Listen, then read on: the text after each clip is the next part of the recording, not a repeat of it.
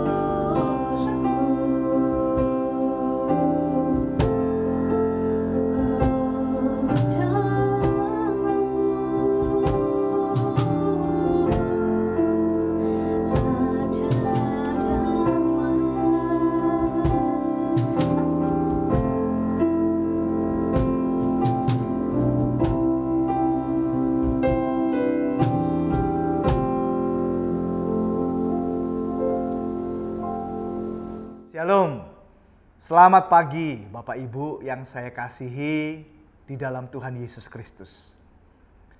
Hari ini kita kembali bertemu, beribadah bersama-sama untuk menyembah, memuliakan Tuhan.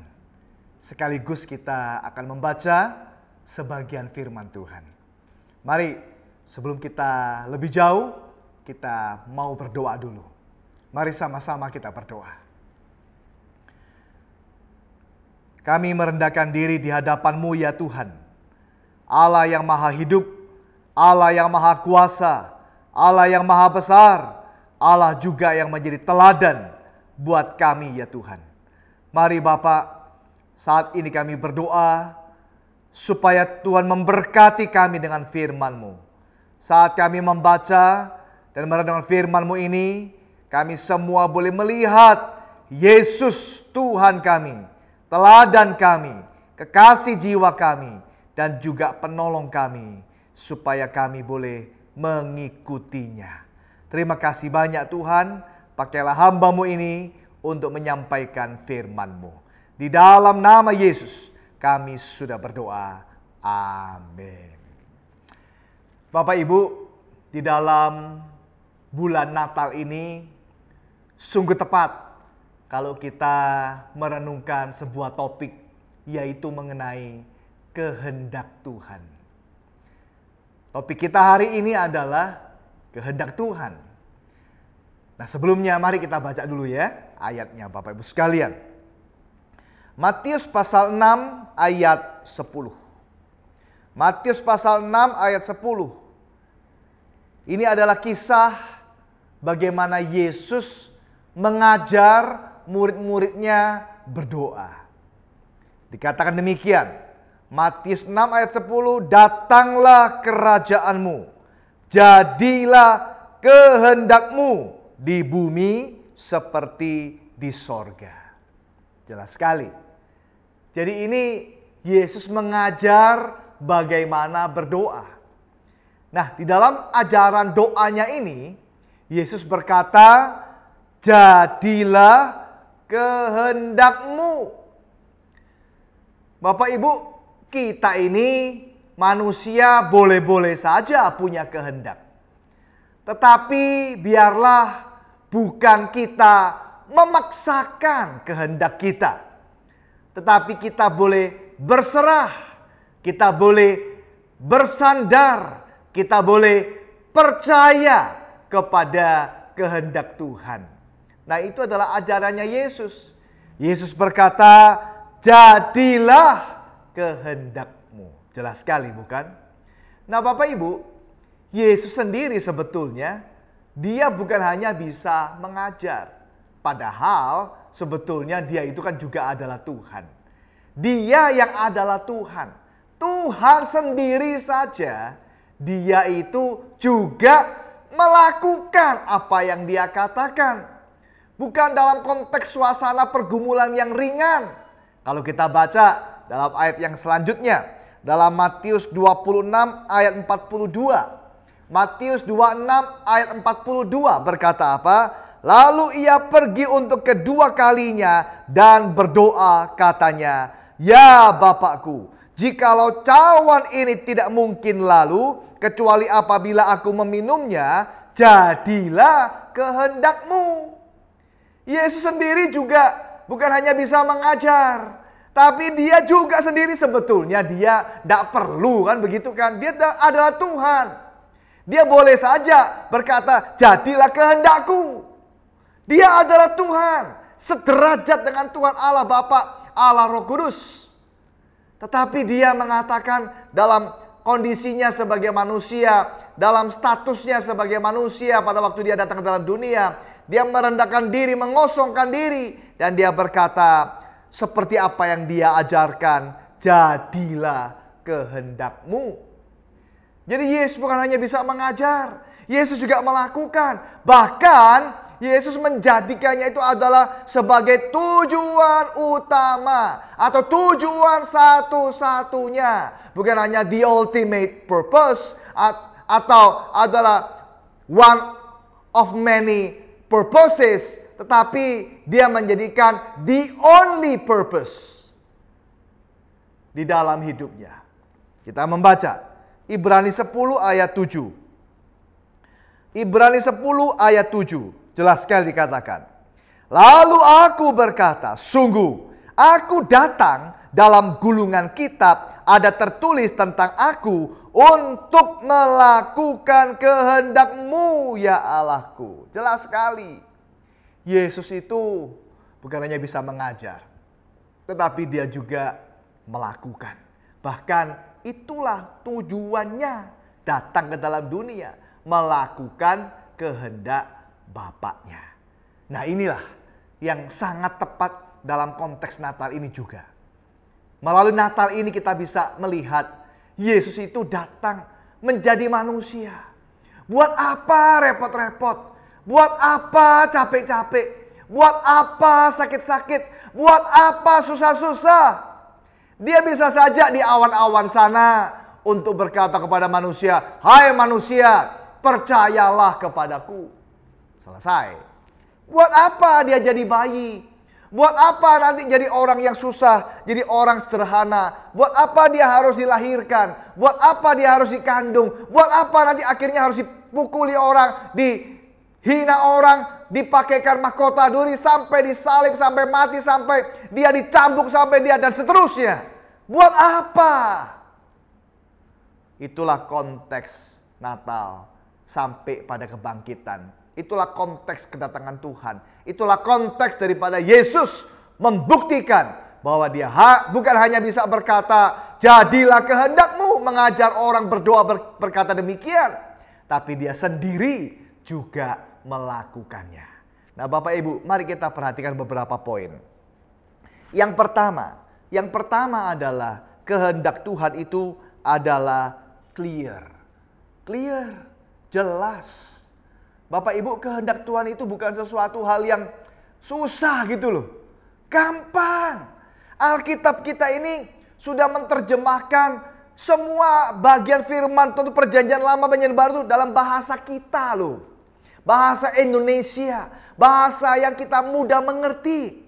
Bahkan ada versi Alkitab yang namanya versi Alkitab bahasa Indonesia sehari-hari. Yang dibuat supaya lebih gampang lagi kita bisa mengerti. Saudara, itu adalah bahasa kita. Sudah diterjemahkan, sudah dikontekstualisasikan, sudah diperhalus, sudah pakai bahasa-bahasa yang supaya kita orang-orang sederhana sekalipun, orang-orang yang sudah umurnya banyak sekalipun, bisa mengerti akan firman Tuhan atau kehendak Tuhan. Jadi gak perlu banyak penafsiran, gak harus lewat pendeta, lewat orang-orang sekolah teologi atau seorang teolog, pakar-pakar Alkitab. Bukan, gak harus. Bukan gak boleh ya, gak harus menunggu mereka. Kita sendiri bisa baca saat teduh, merenungkan. Apalagi ada begitu banyak alat bantu, apalagi zaman sekarang. Kita punya begitu banyak aplikasi atau sumber-sumber informasi yang begitu luas. Lewat Google, lewat macam-macam. Gampang banget Bapak Ibu sekalian. Jelas, gak ada itu pun udah jelas sebetulnya. Misalnya dikatakan kalau menikah, tidak boleh menikah dengan orang yang tidak seiman. Kan sudah jelas Bapak Ibu sekalian. Dilarang bercerai, kan jelas. Gak boleh mencuri, kan jelas. Gak boleh berdusta, kan jelas Bapak Ibu. Ada perintah, ada larangan, ada petunjuk, ada macam-macam. Jadi jelas. Firman Tuhan atau kehendak Tuhan itu, will of God is clear.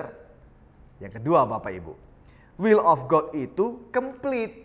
Sudah komplit, sudah lengkap, sudah sempurna Bapak Ibu. Alkitab ini kalau kita baca mencatat segala pergumulan manusia dari abad ke abad, generasi ke generasi, dari dulu sampai sekarang sampai seterusnya.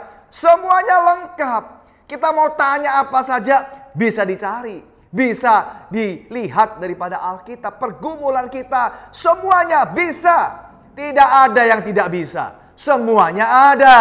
Alkitab kita menjawab dengan jelas bahwa soal pelayanan bagaimana, soal rumah tangga bagaimana, soal politik, soal persepuluhan, soal semua soal lengkap.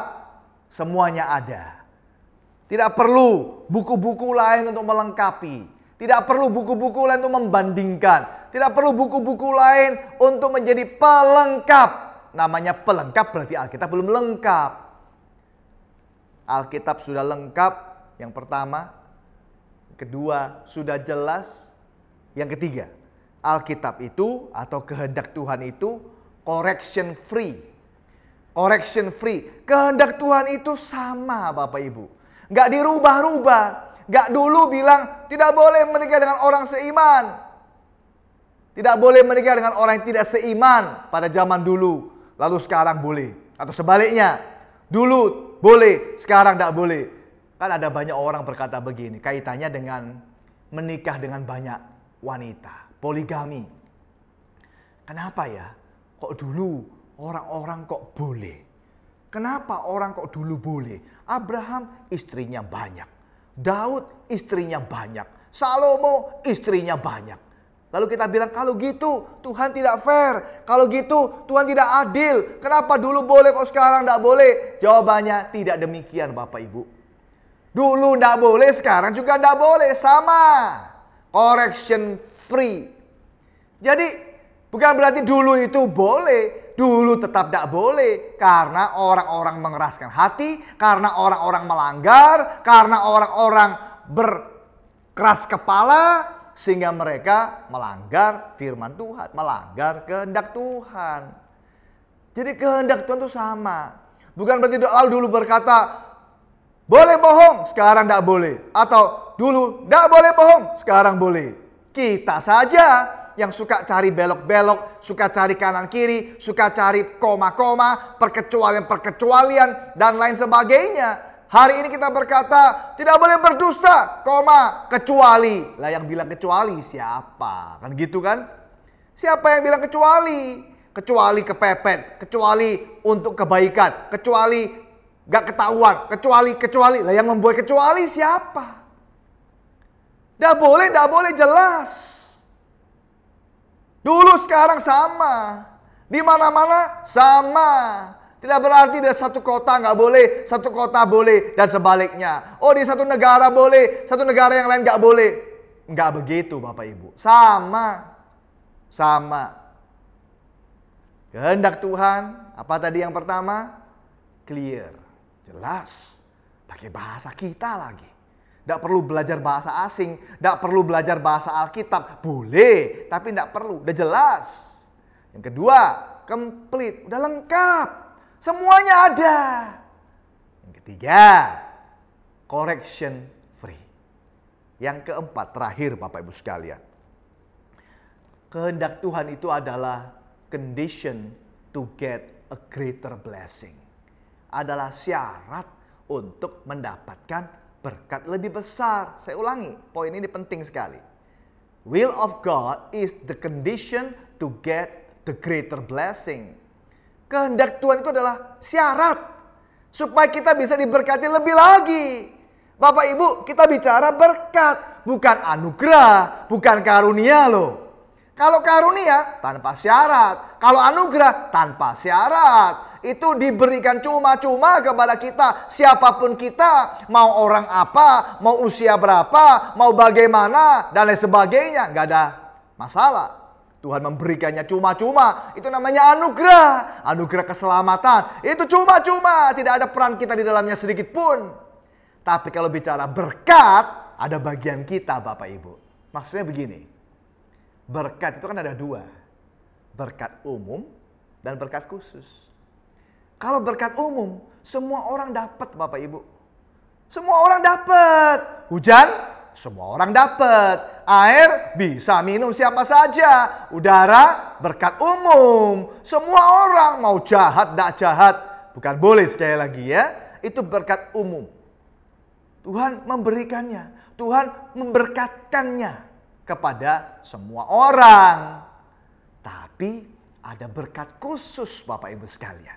Berkat khusus diberikan kepada yang taat kepadanya, yang menyenangkan hatinya, yang menuruti firman-Nya, yang melakukan kehendaknya. Jelas, bukan?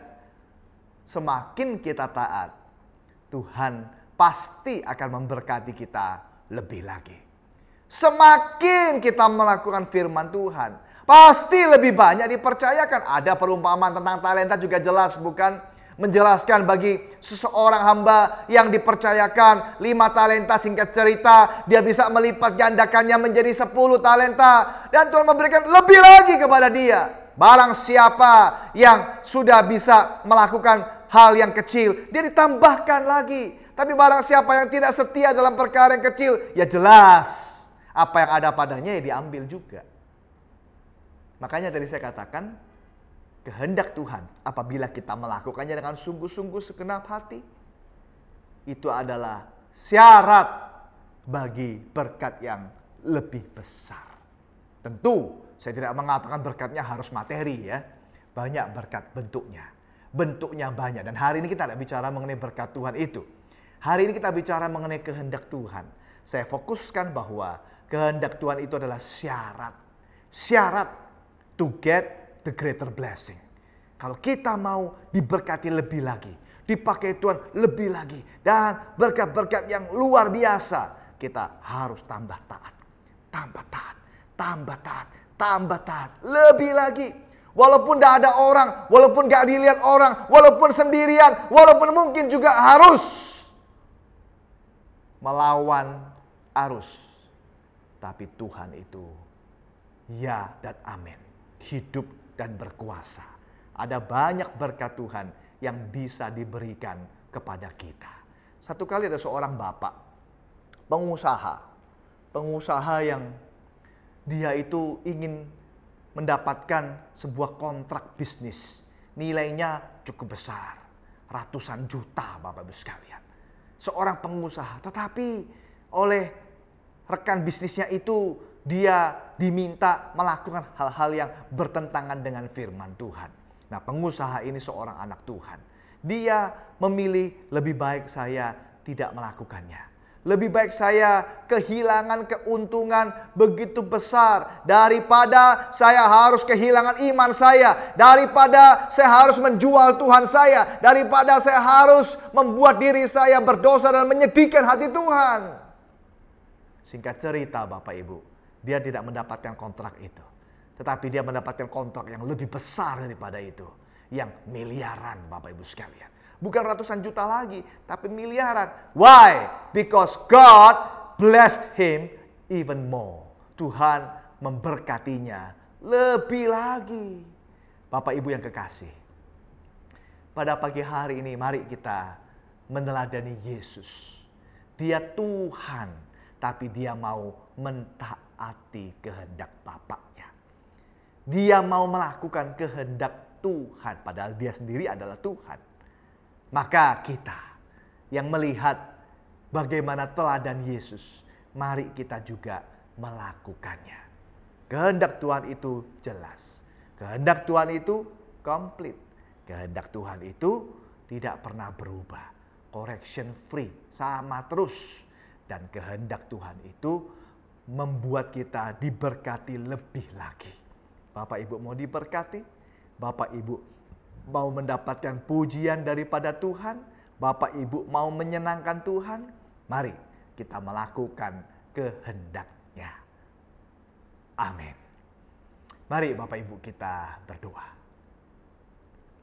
Terima kasih Tuhan untuk teladan yang sempurna. Engkau mentaati kehendak Tuhan dengan sempurna. Khususnya dalam konteks Natal ini Tuhan. Kami melihat bagaimana Engkau menyangkal diri, menyangkal kehendak pribadi, menjadi bayi, menjadi manusia, menjadi daging yang terbatas, menjadi kecil, menjadi lemah, menjadi bergantung kepada manusia. Bapa di sorga kami berdoa, kiranya teladan Yesus boleh menjadi teladan kami. Karena begitulah seharusnya kami. Percaya, bersandar, bergantung kepada Tuhan, taat kepada kehendak Tuhan, dan melakukannya dengan segenap hati untuk menyenangkan-Mu ya Tuhan.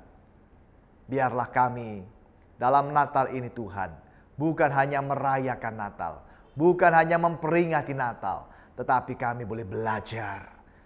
Belajar nilai-nilai, belajar teladan-teladan, makna-makna yang dapat kami petik, yang dapat kami lakukan dalam kehidupan kami. Berkati hamba-hamba Tuhan yang ada, berkati jemaat yang ada, berkati kami semua, supaya kami semua sungguh melalui renungan ini, kami semua lebih lagi rindu melakukan kehendak Tuhan dalam kehidupan kami. Kami berdoa, berterima kasih, di dalam nama Yesus, Tuhan kami yang hidup, kami sudah berdoa. Amin. Amin. Tuhan memberkati kita sekalian.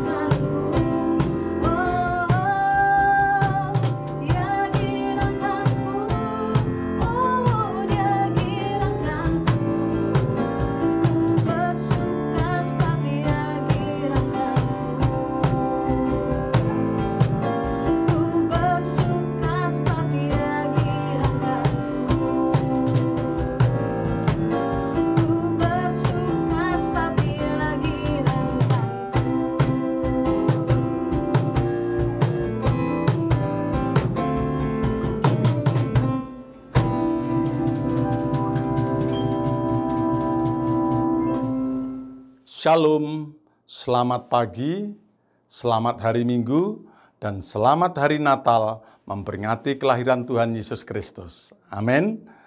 Bapak Ibu, para pemirsa yang dikasihi Tuhan, sidang jemaat GPPI Sejahtera, pagi hari ini kita sudah mendengarkan firman Tuhan yang disampaikan oleh Bapak Pendeta Agus Susanto. Puji nama Tuhan.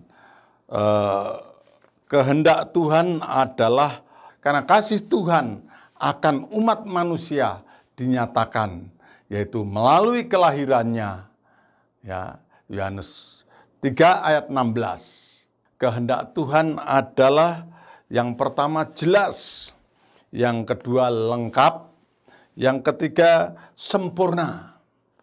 Nah, yang keempat yaitu syarat untuk mendapat berkat lebih besar, yaitu yang keempat itu adalah syarat. Syarat apa? Syarat untuk mendapat berkat yang lebih besar. Syarat lebih besar mendapat berkat, yaitu kita anak-anak Tuhan harus lebih tekun, lebih dekat kepada Tuhan, lebih setia dan sungguh-sungguh dalam mengiring Tuhan. Karena berkat itu ada dua. Satu, berkat yang umum, berkat untuk seluruh umat manusia dan isi dunia ini, seperti hujan, matahari, ya, udara yang segar, air yang jernih. Itu berkat yang umum, semua orang mendapatkan. Tetapi berkat yang khusus, itu hanya untuk anak-anak Tuhan. Amin. Ya, puji nama Tuhan. Mari kita sama-sama sehati dan berdoa, mengucap syukur atas kasih kemurahan Tuhan, atas kelahirannya 2000 tahun yang lampau. Yesus lahir karena kasih-Nya yang begitu besar untuk menebus umat manusia di seluruh dunia ini yang percaya kepada Dia. Amin. Atas nama Gembala Sidang dan Jemaat Tuhan GPP Sejahtera, kami mengucapkan terima kasih kepada Bapak Pendeta Agus Susanto yang sudah menyampaikan firman Tuhan pagi hari ini. Kita mendapatkan sesuatu. Ya, ada yang kita tangkap, ada yang kita renungkan dan terus hayati melalui firman Tuhan. Kiranya Tuhan memberkati. Mari kita sehati berdoa. Bapa, di dalam nama Tuhan Yesus Kristus, kami mengucap syukur dan terima kasih buat firman-Mu pagi hari ini. Tuhan berkati terus hamba-Mu, Bapak Agus Susanto. Pakai menjadi alat-Mu, saluran berkat-Mu Tuhan. Biar pagi hari ini kami semua, jemaat Tuhan, GPP Sejahtera dan seluruh pemirsa, mendapat pencerahan, mendapat rema dari pemberitaan firman Tuhan. Terima kasih Tuhan, terima kasih. Engkau melawat seluruh jemaat Tuhan dan seluruh pemirsa yang lemah. Engkau kuatkan, yang sakit oleh bilur-bilur-Mu sudah Engkau sembuhkan. Yang menghadapi masalah persoalan, Tuhan memberikan pertolongan dan jalan keluar. Tuhan jamah sembuhkan Bapak Livaing dari sakit penyakit ginjalnya. Tuhan jamah juga Ibu Yuli, istri Pak Martin, sempurnakan kesembuhan-Mu. Tuhan jamah Ekel dan juga Niko di Purwakarta, Ekel yang saat ini di Lampung. Tuhan jamah supaya ada perubahan, ada kemajuan. Terima kasih Tuhan, terima kasih. Kami juga berdoa Tuhan buat negara dan bangsa. Tuhan, kami berdoa agar pemerintah memprioritaskan penggunaan akses buatan dalam negeri untuk penanggulangan COVID-19 dan membatasi penggunaan akses impor agar industri akses dalam negeri tidak bangkrut. Berkati Tuhan Satgas BLBI yang terus mengejar hak negara dari para obligor dan debitor yang totalnya sampai 110 triliun agar tidak ada yang luput dan mengelak dari pengembalian dana talangan BLBI tersebut.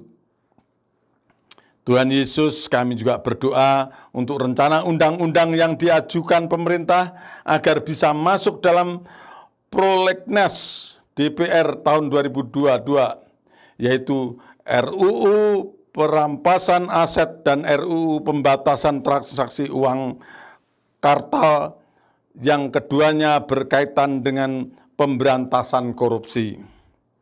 Terima kasih Tuhan, walaupun Indonesia masih dalam masa pandemi, tetapi nilai ekspor pada bulan November, Desember makin meningkat. Terima kasih juga Tuhan buat kondisi COVID-19 di Indonesia yang tetap terkendali.